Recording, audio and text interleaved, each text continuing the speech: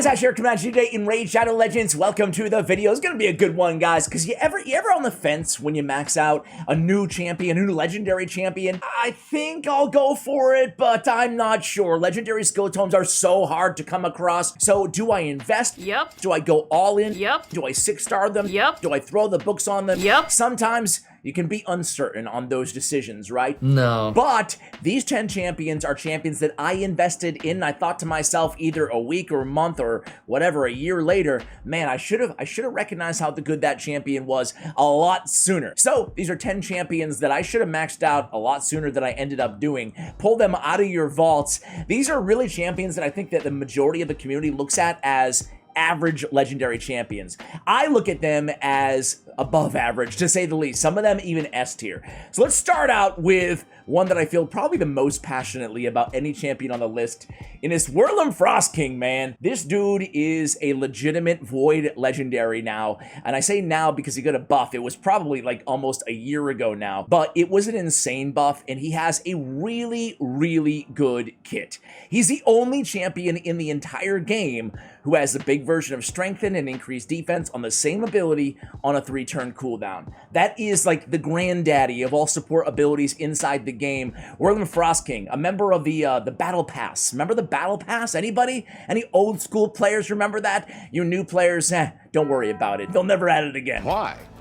Because f them, that's why. We have defense and Doom Tower battles by 40%. So a Doom Tower carry, look no further than the Iceman, Whirlum Frost King. But look at this A2, guys. It's an AoE with decent multipliers for a defensive-based champion on a 3-turn cooldown. We have a 100% chance to win both to placing decreased crit damage and decreased accuracy. These debuffs cannot be resisted. That's great, man.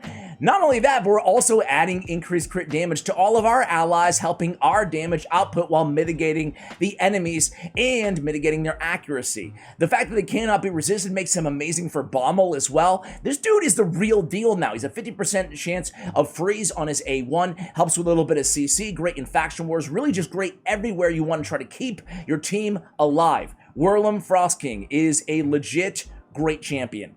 You heard it here first.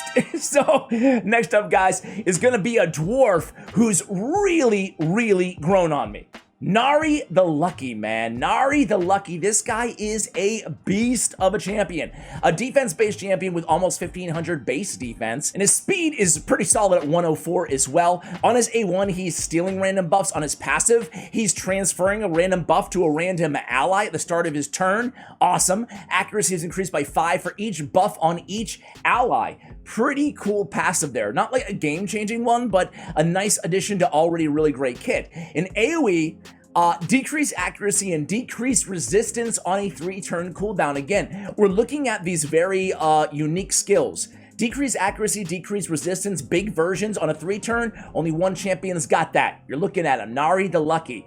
And then on his A3, another AoE attack. So 2 AoEs, this one's on a 4-turn cooldown, 100% provoke, and a counterattack on himself, which leads into more buff stealing off of his A1. I mean, that's a really, really solid kit. Great base stats, just an overall really sneaky, cool, and fun champion, good for Hydra, as well as obviously faction wars and anywhere you need, you know, these kind of hard to get debuffs in the game. Decreased resistance and accuracy, again, on the same skill is pretty dang good. This next one was the first legendary Shadowkin champion ever added to the game. Can anybody say? Anybody remember who it was? A little bit of Raid, a little bit of Shadow, a little bit of Legends in my life. It's Yoshi. Yoshi the drunkard, man. So he is a really cool champion. And I don't know why, but I feel like people think he's average or below average even. He has a stun on the A1, 40%, pretty good. On the A2, it's a 2-turn cooldown. This gives him utility even outside the arena, although the arena is where he's mostly used, I would say. But on a 2-turn cooldown, we have decreased accuracy and HP burn at 100% land rate. And again, that's a 2-turn cooldown. That's really, really good. And then increased attack. This is his Battletoads, is his main ability, right? The highlight of his kit. We get increased attack, we get increased accuracy accuracy on all allies, and then we have a 75% true fear on all enemies, or 100% if they're under increased attack buffs. A great ability, a great starting move, increase attack, increase accuracy, and true fear inside the arena. You can really just, negate the entire team, or kind of control, I should say is a better word, the entire team. 50% chance of losing their turn and putting that skill off or on cooldown, with true fear. So really powerful ability. He also has speed in all battles by 19%, and he's filling this champion turn meter by 4% each time an enemy receives a buff. So, if that Arbiter goes first on the other team, well, we're going to get a 16% turn meter fill because of the increased attack buffs going up on the enemy team. So really, really sneaky good passive that fits in with the rest of his kit extremely well. A great arena champion for that A3 and can serve some utility elsewhere in the game as well. All right, next up, guys, I'm going to go for an old school champion. I picked out some semi-new champions here, guys, but let's talk about my man, Fushon. So Fushon is a really good nuker, and he's also kind of a speed specialist in a way, kind of, sort of, for a nuker, which is unique in the game. And unique is a common occurrence here because I look for champions that can bring something special to the table, bring something that only they can do to the table, and Fushon certainly does that. He has a speed in all battles aura by 24%, which ties the best in the game. It's like a 5-way tie or something for all battles. And he's a nuker. He's the only nuker I can think of who has that good of a speed aura in the game, okay? So we're starting out right there. He has an extra hit chance on his A1, whatever. An AoE stun, it's like a mirror ability of Syl the Drake's A2 ability. A 2-time hitter with a 35% chance stun on each hit. If you pick up Fearsome Presence, a 40% chance. So he's also bringing crowd control to the table on top of better multipliers, a harder hitting nuke than Syl the Drake's A2. Okay, no hard feelings, but I hate you. Not joking. Bye. He has a 4-time at random on a 3-turn cooldown when booked, each hit, has a 75% chance of placing a decreased defense debuff for 2 turns. So again, Shred, the important thing here is it can deal a lot of damage. It shreds the opponents, proverbially. Really like Fushon. Very fun champion. Tons of damage and some control and some speed aura as well. So really cool. Big fan. Next one, this is where I get some controversy here, guys. I'm going to pick a champion that I think 99.9% of you guys hate. You say this when you say nothing at all. But I'm not scared, man. I'm not a populist here on the channel. I'm just going to give it to you straight. This is a champion that nobody likes, except for yours truly. And it's Alexander the Sharpshooter, aka Simple, the Navi Pro. Dude, he got a bad rap, man. People hate this dude. Everybody hates this champion. I actually went and I pulled up his multipliers. This guy's hits incredibly hard. He has a 7 multiplier on his A3. That's a 7 multiplier. Shout out to hellhades.com. 7 multiplier is insanely hard. That's one of the hardest hitting single target nukes in the game on his A3. That's godlike damage. And then on his A2, which he brings the decreased defense, he's in a weekend against Orc and Ogren tribes. It's a 4.6 godlike, 3.7 godlike on the A1. This dude's multipliers are really insane. I'm not saying he's the best champion in the game, trust me. But he's a great damage dealer who also brings decreased defense and a conditional weaken to the table on a 3-turn cooldown at 100% land rate on the decreased defense. But this A3, Born to Win, I mean, you can one-shot almost anybody with this ability. 4-turn cooldown, removes all buffs from the target as well, so just stripping away everything he's got, provided he has enough accuracy, which you should have because of the A2. And then removes all buffs from the target before attacking when targeting enemies under Orc and Ogren tribe factions. So removing afterwards versus before is conditional, but either way, man, this guy, if you're just looking for a decreased defense champion who can nuke better than pretty much any other decreased defense champion in the game, I guess aside from maybe like Draco and Venus, look no further than Alexander the Sharpshooter, man. I know, don't kill me too bad. Don't roast me too bad in the comments, guys. But man, see those multipliers? Did you see those multipliers? Listen, he's a champion. He's a pretty good champion, in my opinion. And maybe I'm just being a little bit defensive because I feel like people just really give him too much hate. Maybe I'm pushing a little bit back the other way, right? You guys can let me know if any of you guys agree with me. I'd love to hear from you guys. I'd love to get some support in the comments below. You know, we got memberships, thousands of memberships to the Alexander the Great fan club are available. Believe it or not, there's only one member right now. We got Gurptuck Mossbeard is the next one. Gurptuck is a great champion. You heard me right. He's a great champion, guys. He's got the continuous heal on all allies under poison, which pretty much are always under poison because he's bringing the poison that he's placing on all allies, the weak version on a 3-turn cooldown, which helps activate the more 7.5% more damage for each poison debuff on your team. This can really add up, especially with enemy max HP champions on the same squad as him, especially in Hydra Clan Boss. And while we're at it, he's also bringing block buffs, one of the most important debuffs to have for Hydra Clan Boss. So yeah, he's a beast. He also has this A2, 2-turn cooldown.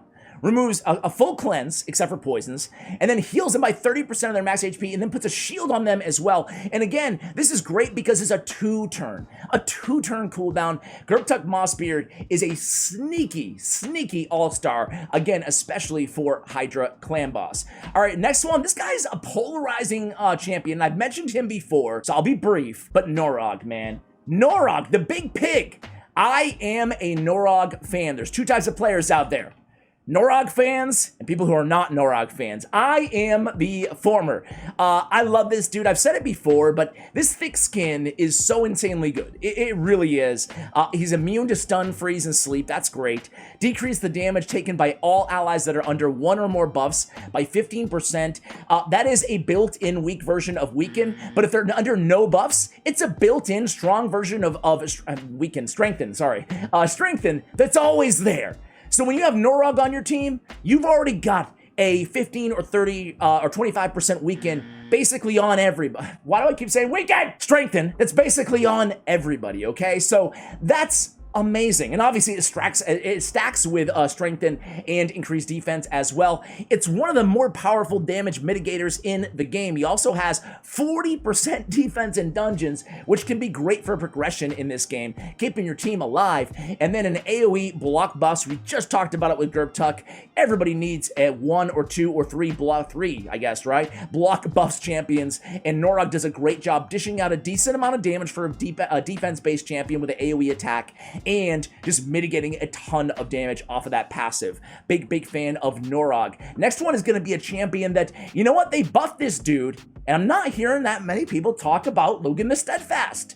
He is a boss, man. He's a beast now after his buff, right? On his A1, heals all allies by 25% of the damage inflicted, and a shield on this champion. Not a bad A1. On the A2, we get increased defense on a 3-turn cooldown for 3 turns. Step aside, Iron Brago. I got something way better than that. Okay, I'm not comparing the 2 champions. Obviously, they're a lot different, but it's a 3-turn increased defense. There's only a few champions that have an increased defense that lasts as long as the cooldown. Talking about Black Knight, Iron Brago, now Logan the Steadfast as well. Also has an Ally Protect on all allies, so talk about damage mitigation on one ability. Ally Protect, the best damage mitigation ability in the game, and then increased defense as well, all on a 3-turn cooldown. That's great. And AoE, now based on HP instead of it used to be attack, they fixed that. 100% block active skills. Wow. That's really good for control as well. This guy is definitely a lot better, right? He received a very good buff in my opinion. All right, guys, next up is going to be a champion that I think a few of you guys might be on to Shamrock. But Shamrock, we haven't talked about Shamrock in a while here on the channel, guys. This dude is pretty dang good. He's pretty dang good. Let's start with his base stats here, guys. 111 speed, over 20k on the HP, almost 1200 on the defense. Really solid. Very fast champion, right? On his A2, Lucky Charms. Check this out, guys. It's so much better than it used to be. He got a buff / rework on this ability over a year ago now, but he is really solid now, especially again against Hydra. Has an increased defense on all allies. He's on a 3-turn cooldown. Plays an increased speed on all allies allies with 50% HP for 2 turns. So as long as your team's generally pretty healthy throughout the mainstay of the battle, you're going to be getting increased defense and increased speed on the same ability on a 3-turn cooldown plus extras. We also have a 70% chance of placing increased crit rate on those allies for 2 turns, okay? Now, allies with less than 50% HP are going to get a revive on death, and we're going to get a continuous heal for 2 turns. Dude, that's really, really solid. He's going to be healing, he's going to be reviving on death, he's going to be increased defense on everybody regardless, and increased speed. Great. Uncatchable, his A3. This is a 4-turn cooldown. We got decreased speed on all enemies. He's just placing it. It's not predicated on a critical hit. And then fills the turn, or excuse me, decreases the turn meter of all enemies by 15%. Fills the turn meter of all allies by 15% if any enemy's turn meter is below 50%. So turn meter boost and decreased speed. Great control. Really, really understated kit, meaning that, like, if you take one glance, you might say, it's an all right champion. But man, in practicality, when you put him in your squad, I think that you're feeling the Irish luck, man. That's some heavy-duty conjecture. You're feeling the Irish luck. Shamrock definitely can help your team out. A lot of teams out there in the game. Only one more champion, guys. And it is going to be another one that I think a lot of people really hate a lot, right? Which I don't hate. I was shocked. I actually did not fuse Corrado Fox Hunter. I pulled him. I was lucky enough to pull him. And a lot of you guys in the comments were like, yeah, dude, Corrado sucks. Womp womp. That sucks. So I built him reluctantly during a clan versus clan just so I could, get some points for my clan, right?